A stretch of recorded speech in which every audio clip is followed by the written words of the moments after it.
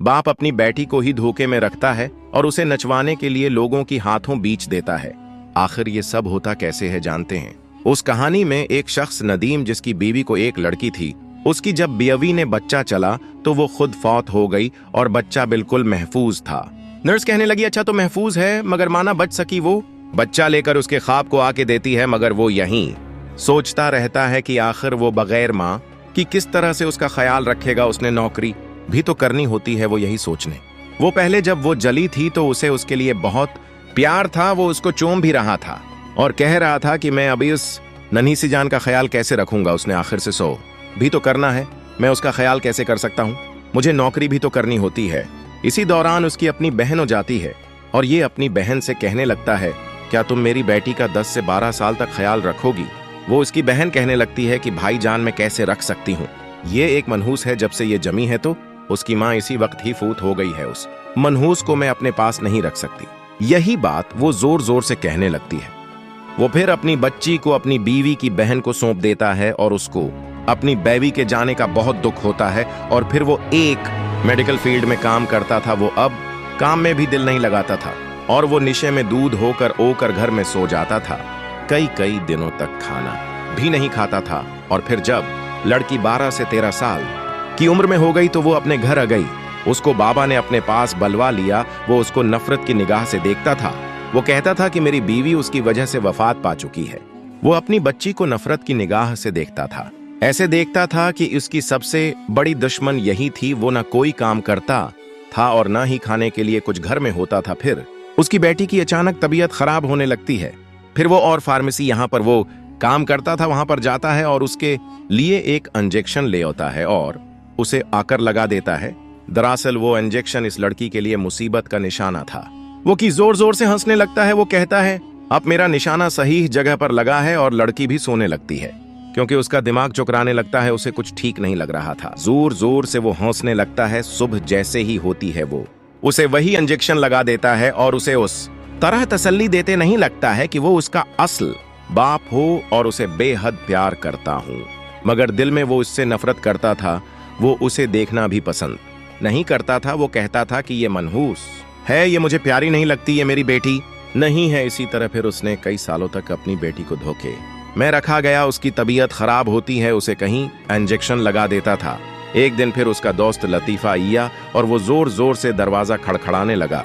फिर नदीम भी बाहर आया और कहने लगा, मेरे दोस्त तुम यहाँ पर कैसे। वो दोनों की आपस में गले लगते हैं और कहते हैं कि तुम कैसे आए, तो मैंने कह देते मैं तुम्हें लेने आ जाता। वो एक दूसरे से प्यार भरी बातें करते हैं और लतीफा कहता है कि नदीम मुझे अपने घर नहीं ले चलोगे। तो नदीम कहता है क्यों नहीं। वो घर के अंदर जाकर बातें करने लगते हैं और फिर वहीं पर अर्जो, जो कि उसकी बेटी थी, वो भी वहीं पर खाना लेकर हो जाती है और वो कहता है कि ये तो वही नहीं है जो मेरी गोद में खेलती थी, इतनी बड़ी हो गई है। और वो अपनी जबान को लोगों पर लगा कर गंदी निगाहों से देख कर लगता है क्योंकि वो उसे पसंद आ गई थी। और फिर वो अपने घर जाने लगता है क्योंकि वो कतर से अभी अभी आया था, उसे अपने घर भी जाना था। लतीफा अपने घर पहुंच जाता है। दूसरी जानिब नदीम की बेटी अर्जू नदीम से कहती है, अबूजी मुझे बहुत ज्यादा तेज बुखार हो रहा है, पता नहीं मुझे क्या हो जाता है, मुझे बार बार बुखार क्यों हो जाता है। वो खुद से ये पूछने लगती। उसका बाप उसे बुखार होने वाली दवाई दे देता था ताकि उसको बुखार के बहाने में इंजेक्शन लगा सकूं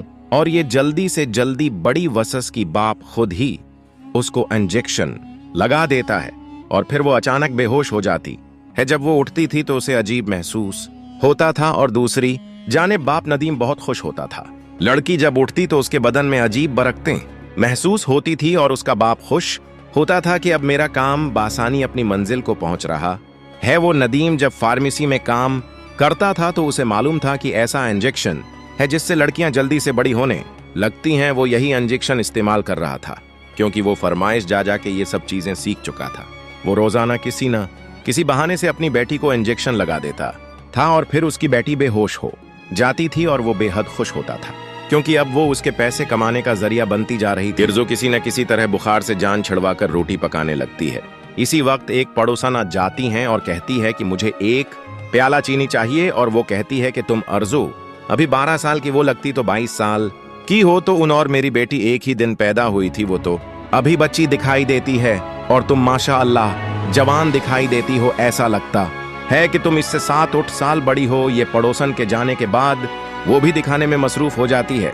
दूसरी जगह जिसका बाप भी बस्तर पर लेटा रहता है। फिर जब देखती है कि रोटी पकाने के लिए कोई उठा नहीं है और बाजी बनाने के लिए कोई सब्जी नहीं है, तो जाकर बाप को उठाती है कि राशन खत्म हो गया है, जल्दी से मैं और राशन में बात कहता है कि तुम्हारी हिम्मत कैसे हुई मुझे बात ही नींद से उठाने की। तुम्हारी माँ को भी यही बीमारी थी। जब मैं सोचता तो वो मुझे उठाती थी कि काम पर नहीं जाना, तुम्हें भी यही बीमारी हो गई है। और कहता है कि तुम जब कमाओगी तो तुम्हें पता लगेगा कि किस तरह से मजदूरी होती है। पूरा दिन काम करते करते मैं थक जाता हूँ। उसी तरह फिर वो इस पर गुस्सा होने लगता है। फिर वो अपने घर से निकलकर बाहर की तरफ देखने लगता है। वो एक जुए की अड्डे में जाकर जुआ खेलने के लिए जाता है और करता है कि मैं उजिए महीने की रोशनी के पैसे इकट्ठे करके जाऊंगा, नहीं सर दर्द होगा नहीं और कुछ मैं आराम करूंगा।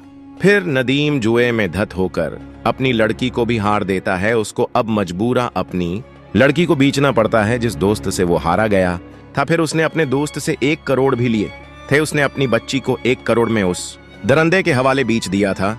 अब वो उसे ले जाकर अपनी एक आलीशान को उठी हुई बंद कर दिया। और फिर वो जब अंदर आया उसने दरवाजे की खिड़की लॉक कर दी और वो उसे हिरास करने की कोशिश करने लगा, मगर किसी न किसी तरह लड़की उससे बच खड़ी हुई। मकदर का खेल देखे। फिर अचानक दरवाजे पर दस्तक हुई और वो कहने लगा, अब क्या मुसीबत है, उनको भी अभी ही आना था, सारा मौद खराब कर दिया। वो फिर बाहर की तरफ जाने लगता है। उधर अर्जो बहुत परेशान थी कि आखिर में आई तो आई, यहाँ पर कैसे, मैं तो अपने घर में सो रही थी। वो फिर अपने बाप परेशान करने लगी कि कहीं मुझे अपने बाप ने गर्बत की वजह से तो नहीं भेज दिया। तो यही सोचकर दिल में दुखी होने लगी। नदीम का दोस्त लतीफा फिर दरवाजा खोलने के लिए चला जाता है और फिर लड़के पीछे रोने लगती है कि इसके बाप नदीम की आवाज होने लगती है, अर्जो खिड़की से देखो। वो देखती है तो नीचे अपने बाप को पाती है।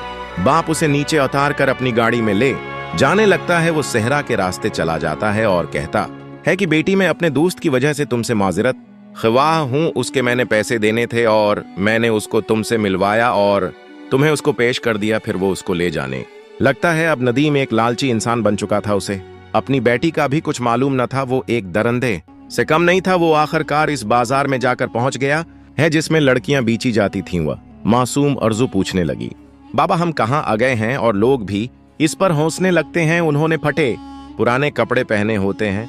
अर्जू कहती है, बाबा घर चलें। बाप दरंदे को रहम ना आया।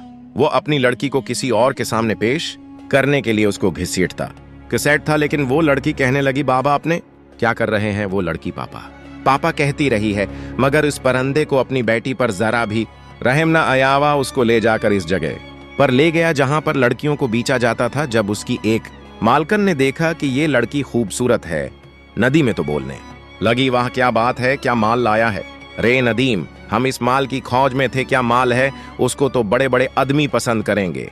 मैं लड़की की मन्ना मांगी कीमत देने के लिए तैयार हूँ। वो पूछती है कि ये तुम्हारी क्या लगती है? नदीम मुस्कुराते हुए बोलने लगा कि ये मेरी बेटी है। फिर वो औरत कहने लगी, अब नदीम कत्ते इंसान, तुम्हें अपनी बेटी पर भी रहम नहीं होता। नदीम ने कहा, मेरी बेटी मेरी मकसद, मेरा काम, तुम अपने काम से काम रखो, मुझे अपना इनाम दो और मैं जाऊं। उसने नदीम को पैसे दिए। नदीम खुशी खुशी से अपने पैसे गिरने लगा और जोर जोर से उठा के मारने लगा। उसकी लड़की बेहद परेशान थी क्योंकि उसने अपने बाप से ही धोखा खाया था। अब वो क्या करती? वह पैसे लेकर बाप निकलने लगता है तो उसका रास्ते में एक्सीडेंट हो जाता है और उसकी गर्दन मुकम्मल तौर पर खत्म हो जाती है और वो मौके पर ही फौत हो जाता है। लड़की किसी न किसी तरह अपनी जान छुड़वा कर 5 से निकलती है और खाला के घर जाकर रहने लगती है। खाला ने उसकी शादी अपने बेटे से करवा दी। अब वो खुशी खुशी रह रही थी।